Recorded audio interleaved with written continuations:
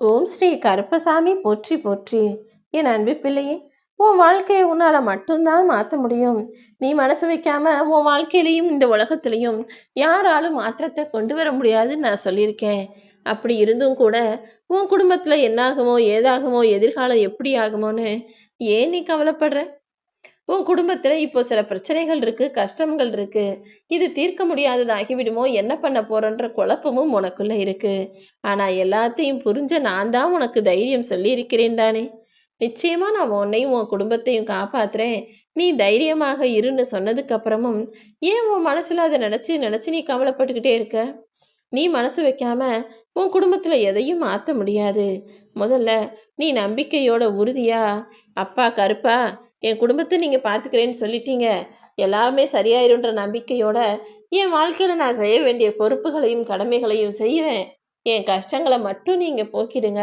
எனக்கு அதிகமா எதுவும் வேணாம், நிம்மதியையும் சந்தோஷத்தையும் கொடுங்கன்னு மட்டும் உன் வாழ்க்கைக்கான பொறுப்புகளை என்னிடத்தில் ஒப்படைத்து விடு என் செல்லமே. இன்னும் 2 நாள்ல நீ சற்றும் யோசிக்காத வகையில சகல விஷயங்களையும் சரி செஞ்சு உனக்கும் உன் குடும்பத்துக்கும் நான் சந்தோஷத்தை கொடுக்கறேன். உண்மையிலேயே வாழ்க்கையில கஷ்டங்கிறத சுலபமாக சமாளிச்சிடலாம். ஆனா அந்த கஷ்டத்தை நினைச்சு நினைச்சு நீ கற்பனையில எதையோ யோசிக்கிற பாரு.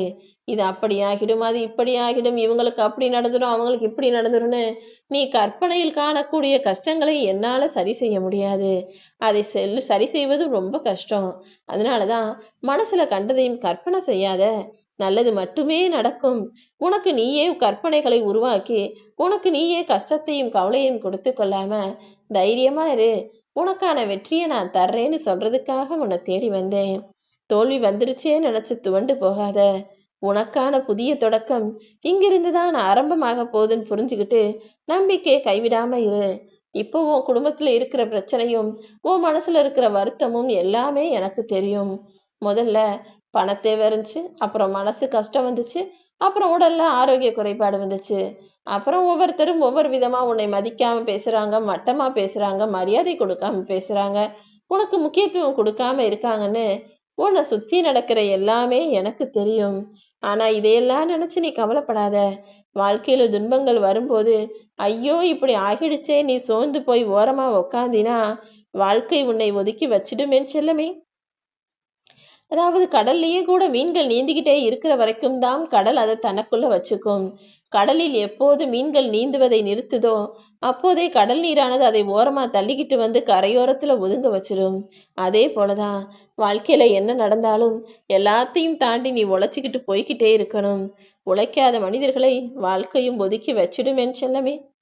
உன்னுடைய உழைப்பும் முயற்சியும் உன்னுடைய சம்பாத்தியமும் உன்னுடைய நல்ல குணமும் தகுதியும் திறமையும் தான் உன்னை உயர்வான இடத்துக்கு கூட்டிட்டு போகும். வாழ்க்கையில எல்லாமே மாறக்கூடியதுதான். காலங்களும் நிலையானது கிடையாது, நீ சந்திக்கிற காயங்களும் நிலையானது கிடையாது. நல்லது மட்டும் உனக்கான நல்லதை இந்த கருப்பசாமி நான் பார்த்துக்கிறேன்.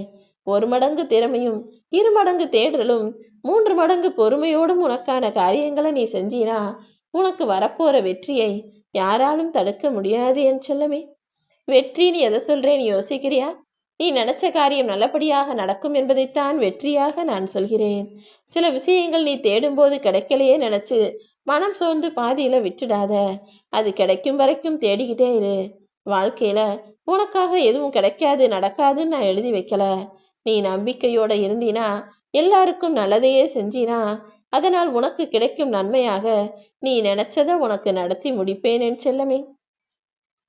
சவால்களும் தடைகளும் எவ்வளவுதான் வந்தாலும் உன் குறிக்கோளை அடைவதில் மட்டும் நீ உறுதியாக இரு. என்ன நடந்தாலும் மனசை இலகுவாக வச்சுக்கிட்டினா, எல்லா நன்மைக்கேன்னு நம்பிக்கையோட நீ இருந்தினா, தடைகளையும் தாண்டி உன் வாழ்க்கையில ஜெயிக்க முடியும். வாழ்க்கையில் மாற்றங்கள் ஏற்பட சில நேரங்கள் நீ எடுக்கும் ஒரே ஒரு முடிவு கூட போதுமானதாக இருக்கும்.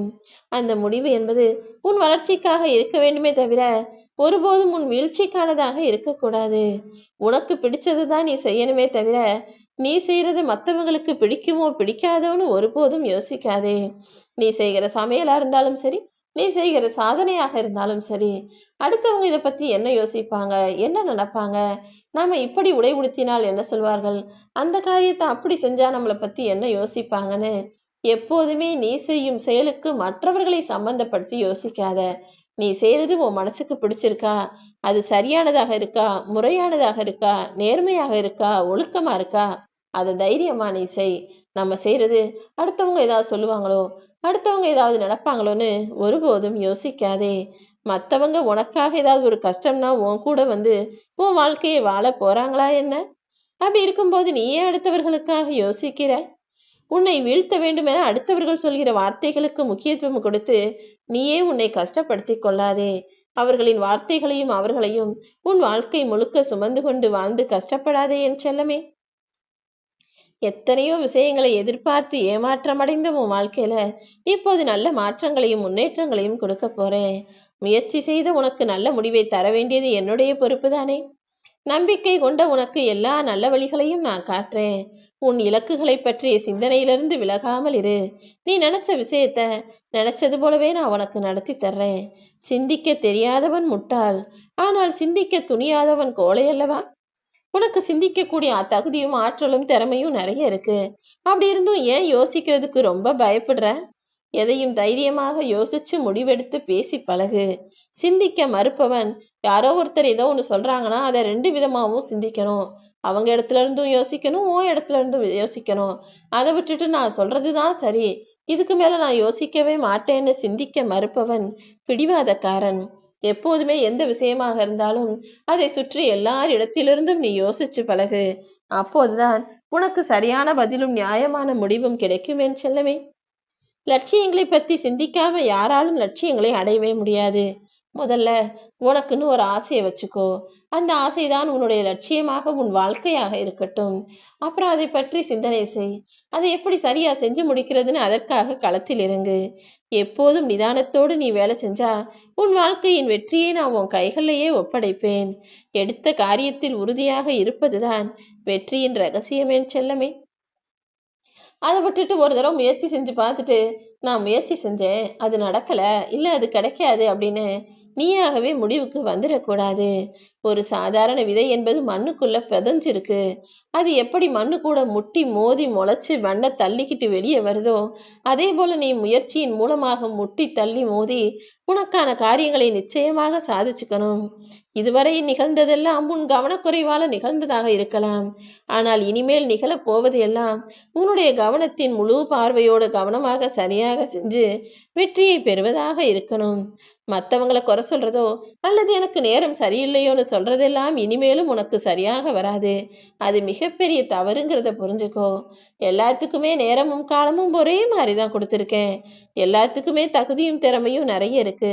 அப்படி இருக்கும்போது அதை வச்சு அடுத்தவங்க சாதிக்கும் போது உன்னால் முடியாதா என்ன?